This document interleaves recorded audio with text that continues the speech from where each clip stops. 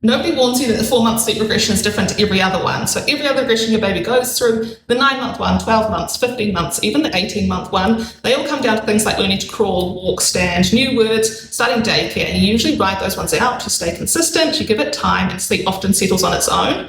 But the 4-month one, it doesn't really work like that, because what happens around 4 months is a permanent change. Your baby's sleep cycles are maturing and becoming more adult-like. As a newborn, your baby's sleep cycles were much longer, so they were roughly 4 to 6 hours overnight. So even if they woke at the end of every single sleep cycle overnight, that might only be once or twice a night, and that's quite manageable. But around 4 months, those sleep cycles become shorter and, like I said, more adult-like, and they're usually about 2 to 4 hours long overnight. And this is the part that changes everything. So your baby's sleep hasn't necessarily gotten any worse, their sleeping ability is actually still the same. So what's happened is now they're still waking at the end of every single sleep cycle like they were as a newborn. It's just there are now more sleep cycles in a night, so it looks like they're waking more frequently. And the only way to move through the 4-month sleep regression is to teach them to self-settle so they can fall asleep independently. So then when they wake between sleep cycles every 2 hours, they know how to put themselves back to sleep. You need to give your baby a way to fall back asleep that doesn't rely on you recreating the exact same thing every time they wake overnight. Because how they fall asleep at the start of the night is what they're going to look for again when they wake between sleep cycles overnight. If they fall asleep in your arms, be rocked, fed or held,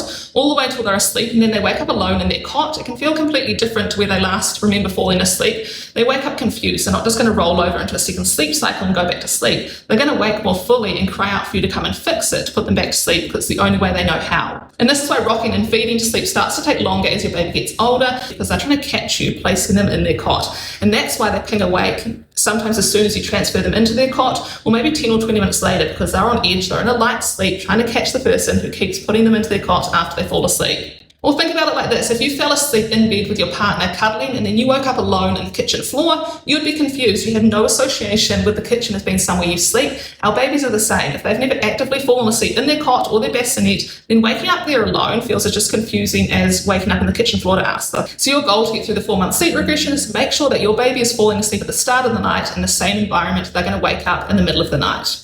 Teaching them this doesn't mean cry it out, and it doesn't mean any harsh method. It means choosing a settling method and an approach that suits your baby's temperament and being consistent enough that their cot starts to feel like that safe, familiar, cozy place to sleep.